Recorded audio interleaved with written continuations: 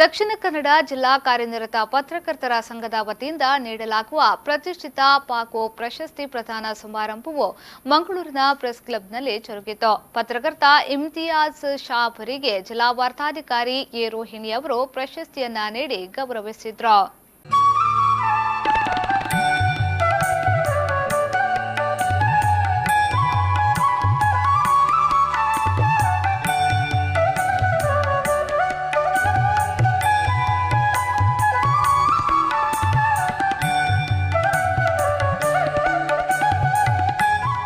ಈ ವೇಳೆ ಹಿರಿಯ ಪತ್ರಕರ್ತರಾದ ಮನೋಹರ್ ಪ್ರಸಾದ್ ಮಾತನಾಡಿ, ದಿವಂಗತ ಪದ್ಯಣ್ಣ ಗೋಪಾಲಕೃಷ್ಣನವರೊಂದಿಗೆ ಕಳೆದ ಕ್ಷಣಗಳನ್ನು ಹಂಚಿಕೊಂಡು ಅಂದಿನ ಮಾಧ್ಯಮ ಕ್ಷೇತ್ರ ಮತ್ತು ಇಂದಿನ ಪ್ರಸ್ತುತ ಮಾಧ್ಯಮ ಕ್ಷೇತ್ರದ ಒಟ್ಟು ನಿಲುವು ಮತ್ತು ಬೆಳವಣಿಗೆಯ ಬಗ್ಗೆ ಹಾಸ್ಯಾಸ್ಪದವಾಗಿ ಮತ್ತು ಸ್ವಾರಸ್ಯಕರವಾಗಿ ಹಂಚಿಕೊಂಡ್ರು.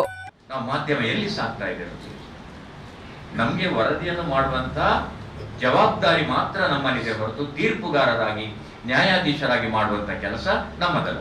ತನಿಖೆಗೆ ಪೊಲೀಸ್ ಇದ್ದಾರೆ, ಆಮೇಲೆ ಕೋರ್ಟ್ ಅಲ್ಲಿ ಅದನ್ನು ಮಂಡನೆ ಮಾಡಲಿಕ್ಕೆ ವಕೀಲರಿದ್ದಾರೆ, ಪಬ್ಲಿಕ್ ಪ್ರಾಸಿಕ್ಯೂಟರ್ಸ್ ಇದ್ದಾರೆ, ಆಮೇಲೆ ತೀರ್ಪು ಕೊಡ್ಲಿಕ್ಕೆ ನ್ಯಾಯಾಧೀಶರಿದ್ದಾರೆ. ನಮ್ಮ ಕೆಲಸ ಅದನ್ನು ವರದಿ ಮಾಡೋದು ಮಾತ್ರ. ನಾವು ಇವತ್ತು ಒಂದು ಬೆಳಿಗ್ಗೆ ಆರಂಭವಾದ್ರೆ, ಈ ಹಿಂದೆ ನಿಮಗೆ ನಾನು ಹೇಳಿದೆ, ಪುನಃ ಗಂಡ ಹೆಂಡತಿ ಜಗಳದ ಬಗ್ಗೆ ನಮಗೆ ಹೇಳಿದೆ ನಾನು. ಹಾಗೆ ನಮ್ಮ ಈ ಪರಿಸ್ಥಿತಿ ಬದಲಾದ ಶೈಲಿ ನೋಡಿ, ಇದರಿಂದ ಏನು ಸಮಸ್ಯೆ ಅಂದ್ರೆ ಆ ಕ್ಷಣಕ್ಕೆ ನೀವು ಒಬ್ಬ ಮನೋಹರ ಕೊಡುವ ಕೈಗಳಿಗಾಗಿ ಕಾಯುತ್ತಿರುವ ಕೊಡಗು ಎಂಬ ವಿಶೇಷ ವರದಿಗಾರಿಕೆಗೆ ಇಮ್ತಿಯಾಜ್ ಶಾ ಅವರಿಗೆ ಈ ಪ್ರಶಸ್ತಿ ಲಭಿಸಿದೆ.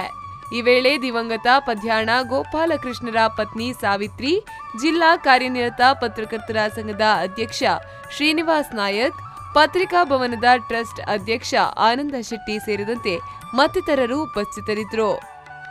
ಪವನ್ ಕಾಜಿಮಡ್ಕ, ವಿ4 ನ್ಯೂಸ್ 24/7 ಮಂಗಳೂರು.